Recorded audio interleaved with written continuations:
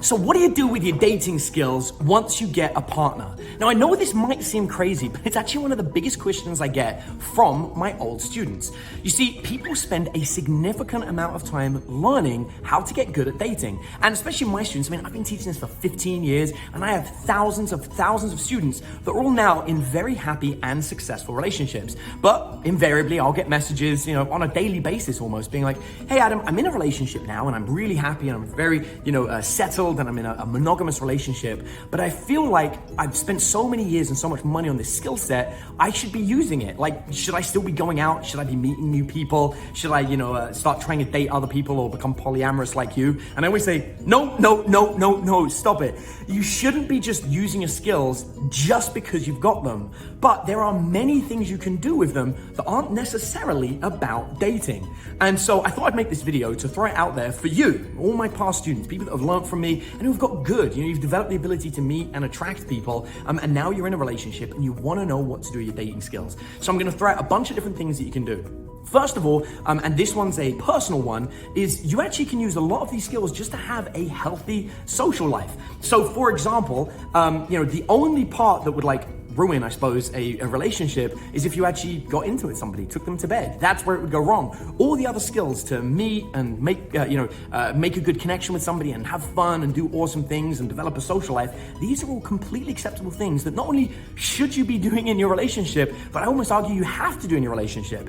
All of the students that I've ever had who got good at dating, who then come back to me years later after a breakup, it was because in the relationship, they just completely meshed with their partner and didn't have a social life at all. They didn't do anything else and they got lost in their partner. Now, I'm not saying that you shouldn't focus on your partner. I know I put a lot of time and effort into my relationships, but you should make sure that you actually have a social life, even if it includes your partner outside of it. For example, I organize a Dungeons and Dragons event once a week at my house. And sure, my partners come and play, but so do other friends. And it keeps me, networking and socializing and meeting other people. I'm constantly organizing business events that have, hundreds of people come down to visit. And once again, I get to meet and mingle with those people. Now, my partners are there, but that doesn't matter because I'm still meeting other people and maintaining that social life. And I'm using all the dating skills that I've got to meet, have fun, connect with people, do all these great things. I'm just, making a decision about whether I'm going to be intimate as a separate piece of the puzzle. So that's one way you can still use all your dating skills once you're in a relationship without ruining your relationship, without making it fall apart. And of course, polyamory is still an option there. And, if you and your partner have an open relationship, that's there. But I don't think that's really much of a problem because you're still going to be using those dating skills. A second thing that you can do with your dating skills is actually use it to make money. I know it sounds wild, but I actually had a student of mine who went on to become a dating coach for me, and he worked for me for many, many years and decided that he wanted to do something else, and he was on a mission. He wanted to get good at sales. And so what he did was he took all of my dating content and he broke out the entire system. So he had social proof and pre-selection and how to meet a number of people per day and how to build rapid rapport with them, how to escalate, how to get them to want to make a decision, except instead of that decision being giving him their phone number and going on a date, it was purchase something from him.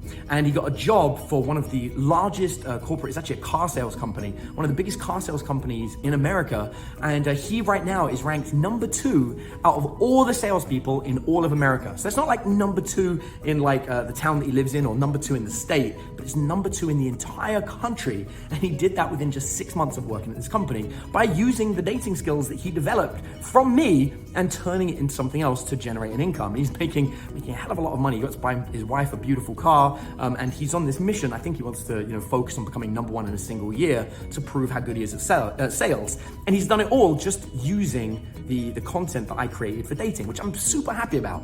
And then of course, the third and last thing that you can do is actually become a dating coach. Now I know it sounds wild and it sounds crazy, but many of my students have gone on to become pretty successful dating coaches. One of the most famous ones actually is a guy called Matthew Hussey.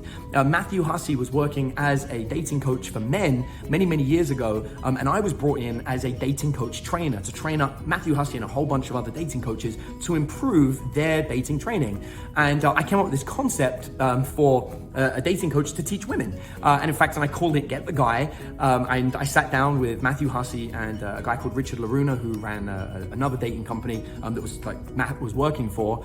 And we gave this concept to Matt, which he ran with, and of course did incredibly successfully with it, which I'm super proud of him for. But Matthew Hussey isn't the only dating coach that I've helped. Actually, there was a guy by the name of Luke Krogh who worked worked for Real Social Dynamics, who was one of my students, and he made the decision, was like, you know what, I think I want to become a dating coach after he already solved his own dating life. And then there was Vasetti, who was the #1 instructor at a company called Love Systems for many years. And so I've had a number of big dating coaches that have worked under me. In fact, many dating coaches still to this day will reach out to me and hire me to create programs for them or to help them with their coaching. I helped Vinda Carlo a few years ago, who was like an old school famous dating coach, and many, many others.